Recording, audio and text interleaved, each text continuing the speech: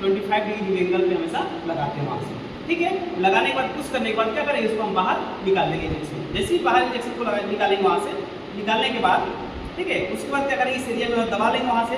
ठीक है, दबा लेंगे इसलिए कि जो हमारा प्रेशर के साथ ब्लड आ रहा है, ठीक है, ब्लड निकलेगा 2 फुट 3 फुट ब्लड निकलेगा, तो उसको क्या करेंगे, हम दबा के वहाँ पे रख देंगे और थोड़े से समय के लिए क्या होगा, बाहर निकलना ही क्या होगा, बंद हो जाएगा वहाँ से, फ्लोट बन जाएगा वहाँ से। ठीक है, ये हमारा रहा IV इंजेक्शन लगाने का तरीका। ठीक है, उसके बाद जब भी इंजेक्शन लगाना हो तब हम क्या करना, एयर उसमें से निकालना है हमेशा। ठीक है, और इस पार्ट को हमेशा टच करने की कोशिश नहीं करना वहाँ, क्योंकि बिल्कुल स्टाइल तरीका वहाँ से। ठीक है, उसके बाद हमारा आ गया ID इंट्राडर्मल इंजेक्शन, हमेशा 10 से 15 डिग्री के एंगल पे लगाते हैं। ठीक है, तब पढ़ा होगा, स्किन के टाइप्स पढ़े होंगे, डर्मिस, एपिडर्मिस और एंडोडर्मिस या सबक्यूटेनियस लेयर वहाँ से। ठीक है, जब डर्मिस में लगाते हैं तो हमेशा 10 डिग्री से 15 डिग्री के एंगल पे हमेशा उसको लगाते हैं वहाँ से। ठीक है, हमेशा लगाते हैं वहाँ से। मान लो अपर आर्म में लगा रहे हैं, अपर आर्म में उसको लगा रहे हैं, तो 10 से 15 डिग्री के एंगल पे क्या करेंगे, इंजेक्शन लोड है बिल्कुल।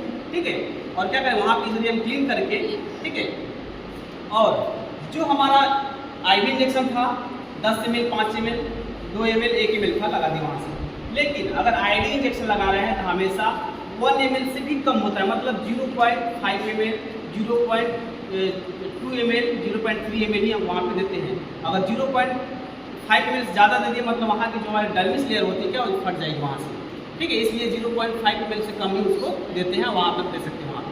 ठीक है, अब इसको हम जैसे क्या किया, लगाना वहाँ से 10 डिग्री के एंगल पे हम क्या किया, उसको क्लीन करके, हमेशा क्लीन करके एंटीसेप्टिक सॉल्यूशन के माध्यम से, और 10 से 15 डिग्री के एंगल पे बिल्कुल क्या करेंगे, लगाएंगे वहाँ पे, लगाएंगे वहाँ से, इसलिए बिल्कुल यहाँ पे ऐसे लगाएंगे वहाँ पे। ठीक है, लगाने के बाद क्या करेंगे, उसको पुश करेंगे वहाँ से, पुश करेंगे क्योंकि उसमें से एयर नहीं आएगी वहाँ पे, क्योंकि हम डर्मिस में लगा रहे हैं, स्किन में लगा रहे हैं वहाँ से, और क्या करेंगे, उसको पुश कर देंगे। पुश करेंगे तो यहाँ पे क्या होगा, एक एयर जैसा बबल्स बन जाएगा। ठीक है, ब्लिस्टर फॉर्मेशन हो जाएगा वहाँ पे, और धीरे धीरे बॉडी में क्या होगा, एब्जॉर्ब हो जाएगा वहाँ से।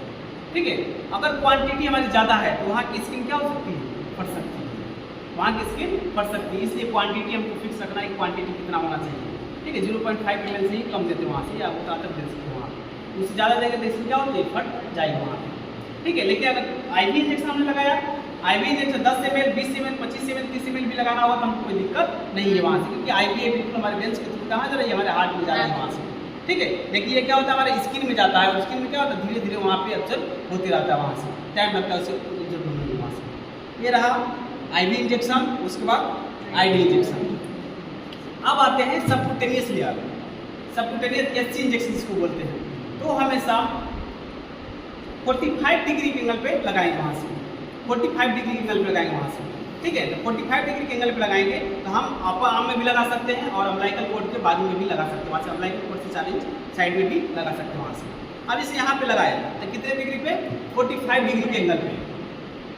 फिर लिए हम सेवलॉन के साथ वाटर पीस, और क्या कि उस एरिया को हमने क्लीन कर दिया वहाँ से, क्लीन किया वहाँ से। उसके बाद हमने इंजेक्शन लिया और क्या किया, उसके अंदर प्लेस किया वहाँ से 45 डिग्री के एंगल पे। ठीक है, 45 डिग्री के एंगल पे प्लेस किया, और क्या किया, वहाँ से देखा कि एयर आ रहा है कि नहीं। अगर एयर आ रहा है, ठीक है, IV में ब्लड आ रहा था, लेकिन इस इंजेक्शन में हमेशा एयर आएगा। ठीक है, मतलब हमारे अगर खींच करके हम जैसे इसको बाहर खींचे वहाँ से, तो अभी क्या देखो एयर आया वहाँ से, एयर आया मतलब इंजेक्शन हमारा क्या है, सही लगा हुआ है, सही साइड पे लगा हुआ है। अगर SC इंजेक्शन में, सबक्यूटेनियस इंजेक्शन में उसमें ब्लड आ गया, मतलब हमारा इंजेक्शन लगाने का तरीका है क्या, बिल्कुल रॉन्ग है वहाँ से। ठीक है, और जैसे ही ब्लड आएगा उसको क्या करेंगे, इंजेक्शन को बाहर निकाल देंगे, और दूसरा इंजेक्शन फिर से क्या करेंगे, उसको दूसरे साइड में लगाएंगे वहाँ से। ठीक है, तो अभी क्या है, हमारा ब्लड आया, ब्लड आया मतलब इंजेक्शन लगाने का टेक्निक से और साइड्स क्या है, बिल्कुल सही है वहाँ से। और क्या करेंगे, इंजेक्शन को हम अंदर प्रेस कर देंगे वहाँ से। ठीक है, प्रेस करने के बाद हम क्या करेंगे, कॉटन से क्या करें, यहाँ पे इसे क्या क्लीन करेंगे वहाँ से। ठीक है, क्लीन करेंगे वहाँ से, क्लीन करेंगे, कुछ समय के लिए रखे रहेंगे, क्योंकि थोड़ा सा ब्लड उसमें आने के चांसेस रहते हैं वहाँ से। ठीक है, एक कर दिए। उसके बाद अब आते हैं हम लोग IM injection, intramuscular. Intramuscular injection 2 side से लगाते हैं, एक होता है अपर आर्म, जनरली 2 साइड से लगाते हैं, एक होता है अपर आर्म, एक होता है हमारा बटक्स। ठीक है, अपर आर्म में कौन सी मसल्स होती है, डेल्टॉइड मसल्स होती है। कौन सी मसल्स होती है, डेल्टॉइड मसल्स होती है अपर आर्म में। ठीक है, अपर आर्म में डेल्टॉइड मसल्स होती है। ठीक है। और हमारे बटक्स की कौन सी मसल होती है? ग्लूटियल मसल्स होती है। कौन सी? ग्लूटियस मसल होती है, ठीक है। तो हम सबसे पहले हम लोग अपर आर्म में लगाने की कोशिश करेंगे वहाँ से। तो अपर आर्म में लगाने से पहले वन टेक्निक्स होता है मेजरिंग करने का वहाँ पे, ठीक है। वन टेक्निक्स होता है मेजरिंग करने का शोल्डर ज्वाइंट से, ठीक है।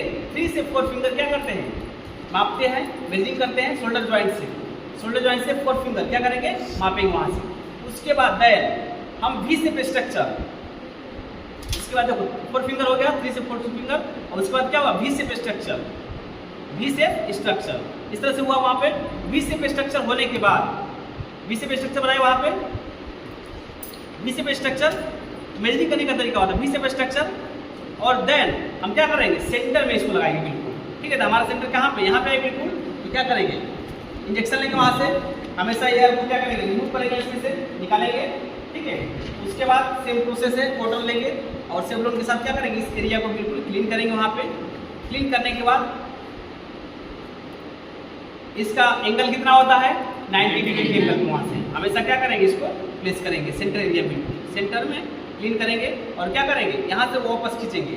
जब स्प्रेड करेंगे वहाँ से अपर साइड में खींचेंगे, वहाँ से क्या बबल्स आएंगे, वहाँ से एयर आएंगे, बबल्स आएंगे।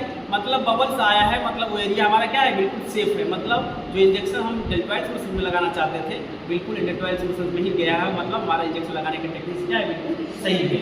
मेजरिंग करने का तरीका भी टेक्निक्स भी क्या है? हमारा सही है। अगर उसके जगह पे ब्लड आ गया मतलब हमारा इंजेक्शन मसल्स में लगा करके कहाँ गया है? वेंस में गया है। मतलब इंजेक्शन लगाने का टेक्निक्स क्या है?